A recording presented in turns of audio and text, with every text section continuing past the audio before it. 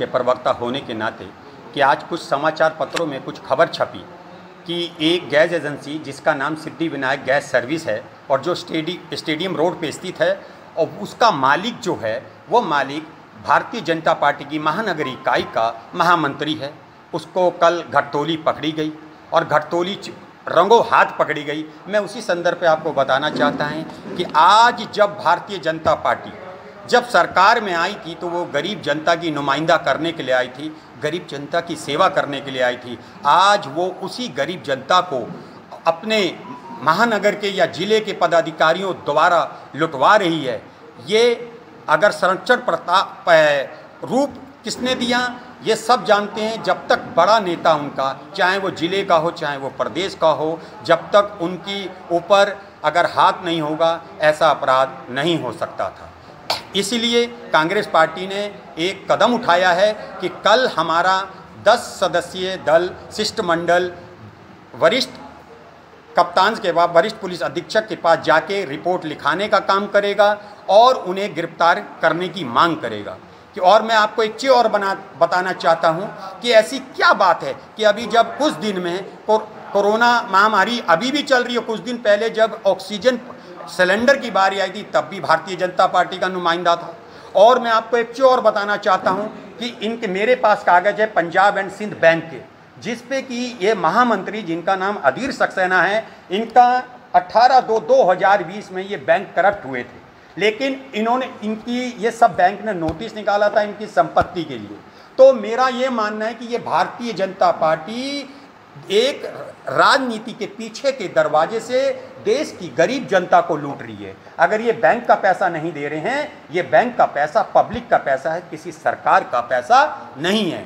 मैं जोर दे के कहना चाहता हूं, आप लोगों के माध्यम से कहना चाहता हूं कि कांग्रेस आंख मीच कर ऐसा भ्रष्टाचार नहीं होने देगी और गरीब जनता की लड़ाई रोड पे आके करेगी। कल हम कप्तान साहब से मिलेंगे, अगर एफआईआर नहीं हुई तो ये आंदोलन चला जाएगा और ये आंदोलन जब तक चला जाएगा जब तक निष्पक्ष कार्रवाई नहीं हुई। घटतौली की शिकायत तो आपको एडीएम सिटी से करना चाहिए। नहीं, एडीएम सिटी अपना काम कर रहे हैं, वो अपना काम कर रहे होंगे। मुझे इस मतलब में नहीं है कि मैं एडीएम से करूंगा।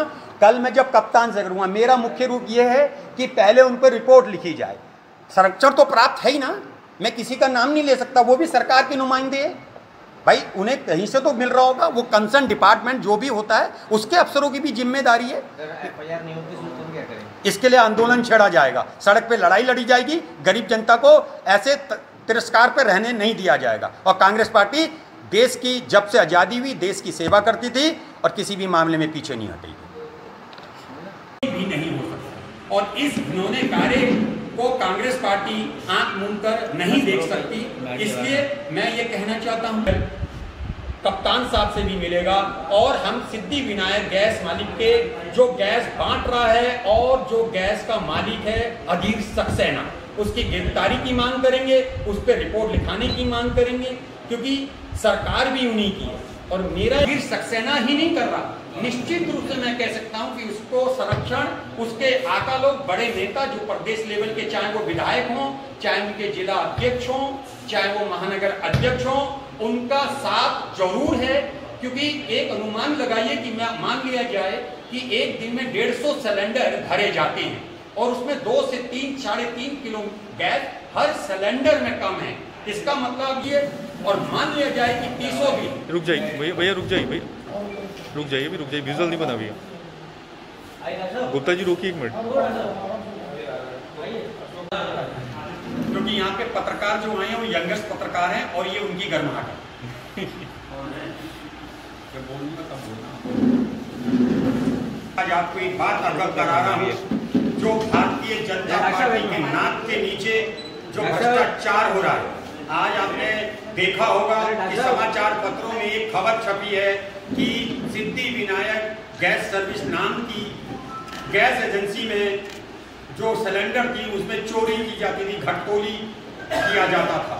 आज मैं बताना चाहता हूं कि वो जो सिद्धिविनायक गैस सर्विस है वो भारतीय जनता पार्टी बरेली के महामंत्री की है। प्रचार हो रहे हैं और उसमें सारे के सारे नेता भारतीय जनता पार्टी के हैं, चाहे ऑक्सीजन सिलेंडर के बारे में हो, चाहे बैंक करप्शन के मामले में हो, ये शामिल होते हैं। इसका मतलब सीधा है कि ये तो छोटी मछली हैं, इनके हाथ बड़े लोगों से जुड़े हैं और बड़े नेता इनसे संग जुड़े। कहना चाहता हूं कि इस भ्रष्टाचार को हमारी कांग्रेस पार्टी आंख मूंद कर नहीं देखेगी और इसके लिए एक जन आंदोलन करेगी। अगर कल हमारा 10 सदस्यीय शिष्टमंडल